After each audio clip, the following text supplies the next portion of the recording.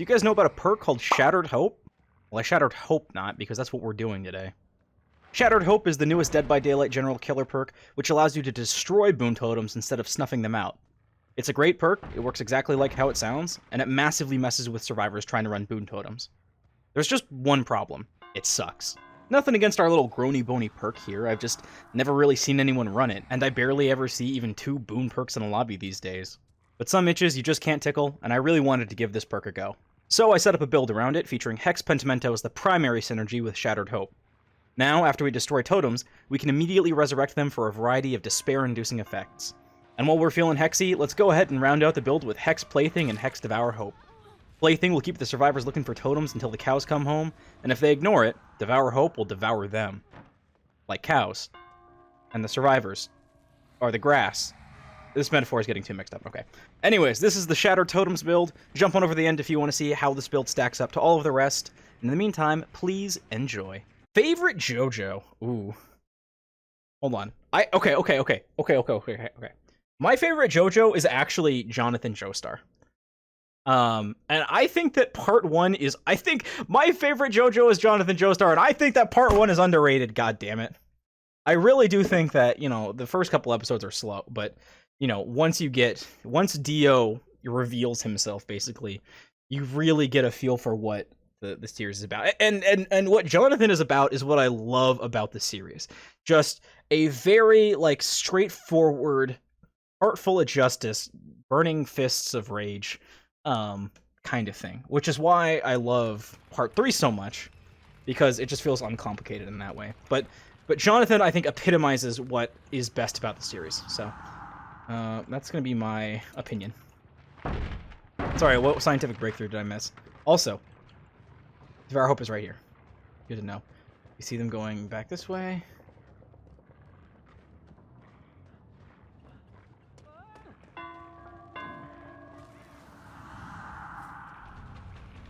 This dude's gonna take me on 17 loops. Okay.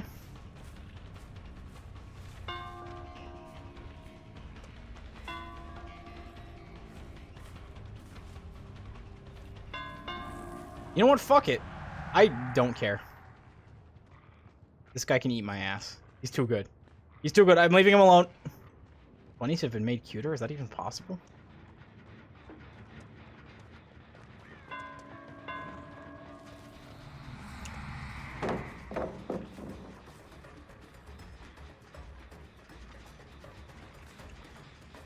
Fuck it. I don't want to deal with this.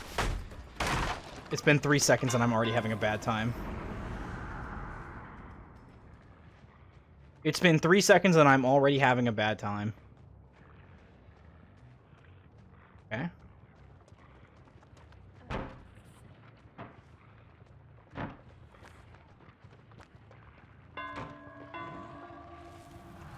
She ran into me? Okay. Weird.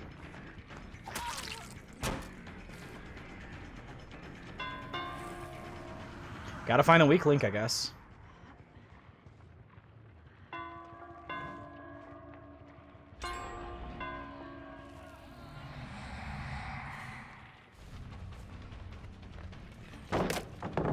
Fuck!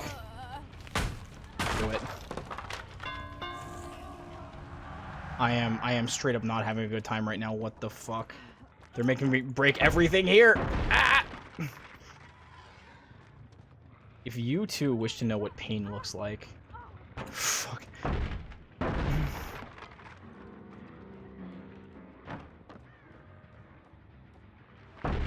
Okay, this is gonna be we're gonna need Devour Hope to carry us here.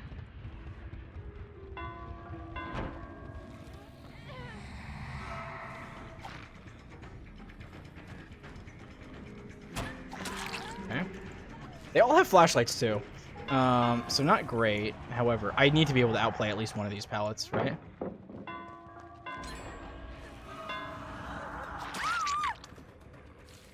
There's a boon behind me. Okay. No thing here. Okay. Okay. We will win this by the divine power of Devour Hope. Where? Oh my god, I didn't even see that.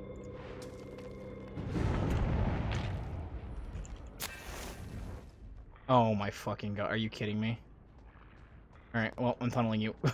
There's no other way for me to win this.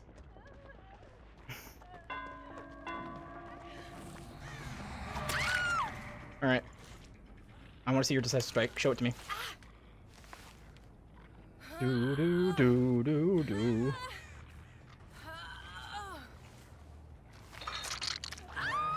Okay, there's one. And for the love of God, I hope that we can do anything on this map. These guys are kicking my ass real good.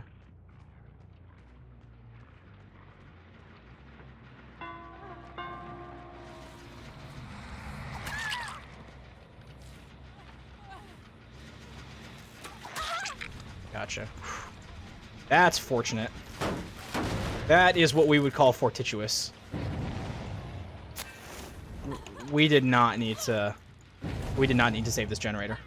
Pentimento and Devour need a nerf, but they decided to nerf Ruin again. So weird. I think Ruin's probably needed a nerf for a little while. I don't know if 100 is the right number, but still, yeah, you're not too wrong. Okay, everyone's oblivious.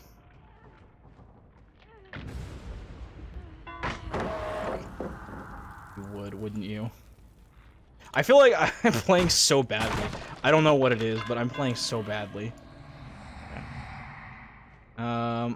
Where do you think she went? All the way back to main. Would make a lot of sense. Nice. This is really mean, and I do apologize for it, but something needs to happen for me to win this game, and I think having 3 survivors is going to make that a lot easier. Wait, you're not the person who... Oh, no. Oh, God, that generator's about to be done. Unless someone's working on that totem, which case... Which they can fucking have it. Oh my god, Steve, I hate you.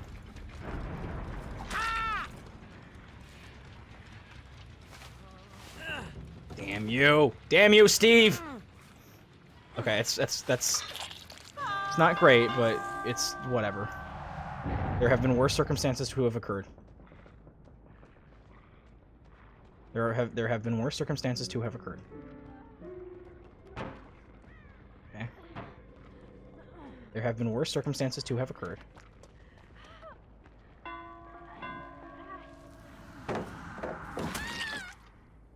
There have been worse circumstances to have occurred. No. I am taking you to the basement. And you guys are not finishing whichever last gen that you guys are theoretically trying to work on. Okay, I know where the last totem is too, so I'm just gonna go ahead and unkindle it and give them that healing slowdown. Which is gonna be really important because watch this. 2 stacks of Pentimento means 30% healing reduction in healing speed. And that, apparently. Not sure why, but okay.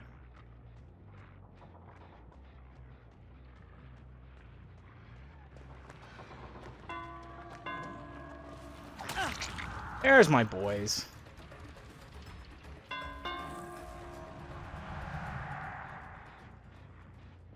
So which one's a use? Trying to come this way.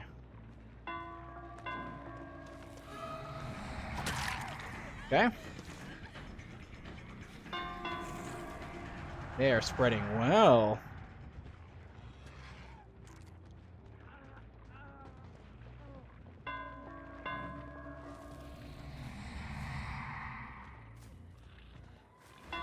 No. I need to go defend whoever is going to come for this rescue. Yeah, just like that. I didn't do well enough, which is my bad, to be totally honest.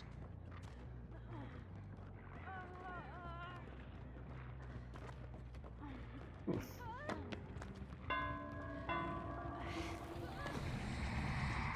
Balance landing?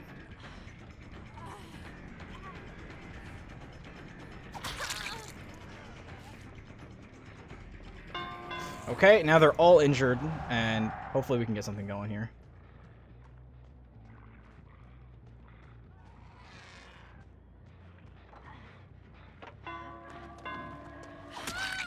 That's a conspicuous action, is it not? That's a conspicuous action, is it not? Okay, that's 2 people that are on these hooks, and I think this girl is probably going to be dead too. The other girl is also going to be dead, definitely, so...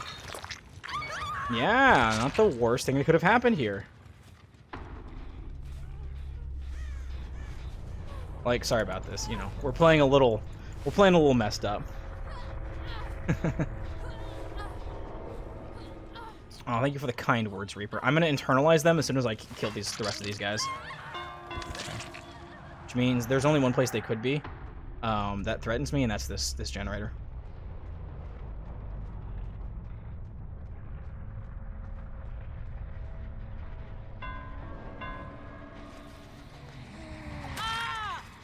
Yeah, and they're both here.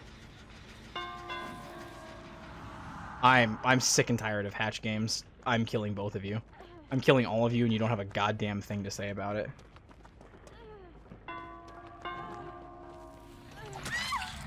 Okay, that loop was longer than I thought it was, but that's okay.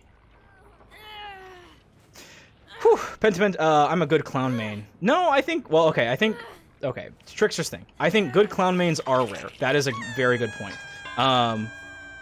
But I'm not surprised that they exist. I've seen some pretty fun clown matches before. I'd love to play Killer more, but I can't take the stress and anger I get from it. It's a... Hold on. Where do you think Steve went? Here. Okay. I think playing Killer it's like getting on drugs, right? Like you get a little taste of it at low MMR, and that where no one really knows what they're doing, and everyone is like, you know, doing completely different random stuff, and you both feel like you have no control over everything, and sometimes you feel like you have control over everything, is great. Because when I first started getting into it, I felt like oh hey Hatch. I felt like it was actually a relief. See, because I came from playing competitive Overwatch, and that is a really rough situation to be in if you're not like constantly grinding to get better. It's just a tough situation to be in because it's a team-based game, which means you can do well and lose, but you can also do okay and lose and not really know what you need to do to win. And so going from that to Killer, where it's like if you fuck up, you know who to blame and you're not disappointing anyone else, felt massively freeing to me. So that's why I did. That's kind of the whole rationale here. Alrighty, so after all of that, how did this build fare? Well, this one came in sort of near the middle, at 9th out of the 16 builds that we've done so far, with a 9.93 out of 5 score. Actually, it literally just came in above the previous two, which had 3.92 and 3.91 out of 5, respectively. So, it's definitely in that category of, it's okay, but it could be better. This time around, we had 16 kills out of the 20 possible survivors that we faced. We had 3 hatch escapes, which means that only one of them actually left through the exit gates, which might skew this a little bit. It definitely could have, with a little bit better gameplay from me, kind of gotten up into the low 4 range.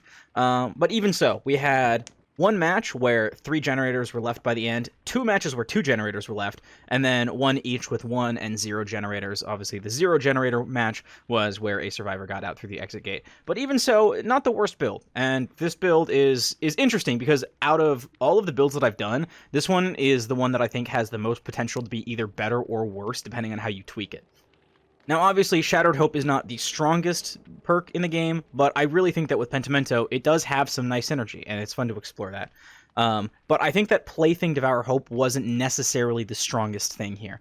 The idea that I had was if they don't do Totems, Devour Hope gets them. If they do Totems, they spend a bunch of time doing Plaything, and I get Pentimento value. But having Devour Hope is kind of a massive curveball, and it sort of quickly becomes the perk that your build is based around. And so it just the opportunity cost of having Devour Hope versus not having Devour Hope really kind of leads you to think like, hey, I should be protecting my totem so that Devour Hope doesn't get done, because if it doesn't, then I'll have all of this crazy value from being able to instantly down them to being able to instantly kill them. So if there are any tweaks that I would make, it would be one of 2 things. If I was going to run this build again, I would keep Shattered Hope and Pentimento as they are, because I really, really like that idea that if there's a boon totem, it automatically becomes your totem. That's really nice, and I don't think it should take 2 perks to do that necessarily, but hey, at least that the combination is there, and it's fun when you pull it off. But as for the other half of the build, what I would do is I would either take... I would either keep Devour Hope, but replace Plaything with Undying, and that way you had an Undying Devour Hope build where they're probably not going to do totems a lot initially, but once they realize that you've got Devour Hope, then it kind of becomes a race, and even if they do Devour Hope, you still get value out of it. You're guaranteed to get at least 2 totems relit through Pentimento, and possibly more if they do boons. So I think that that could be a fairly reliable way of sort of hedging between I want Devour Hope value and I want Shattered Hope value. The other thing that I might think about doing is replacing Devour Hope here instead of Plaything. Replace Devour Hope with Haunted Ground or possibly Retribution.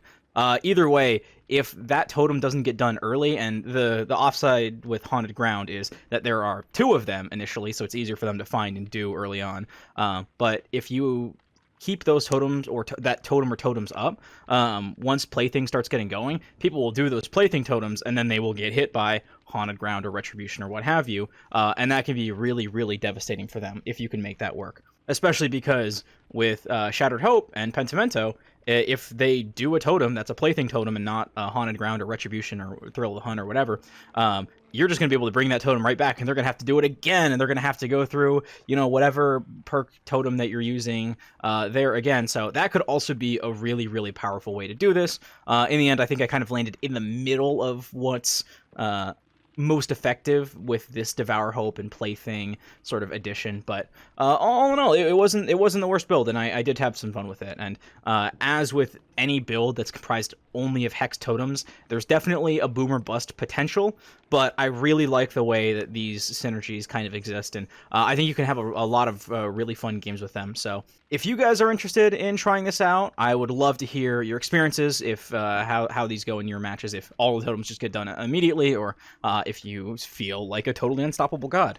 And there will be more 150 perk Wraith builds coming out soon, and please leave a comment in the comment section below if you want to see anything in particular. I'm having a lot of fun with these. I'm thinking about next doing like a Starstruck Agitation, whatever that new Wesker perk is that lets you see people around you, doing something like that. So that's on my radar too. But for now, that's all I got. Thank you guys so much for watching. I really appreciate you guys. Thank you for being here. And as always, stay safe, stay healthy, and I will see you in the next one. Bye-bye!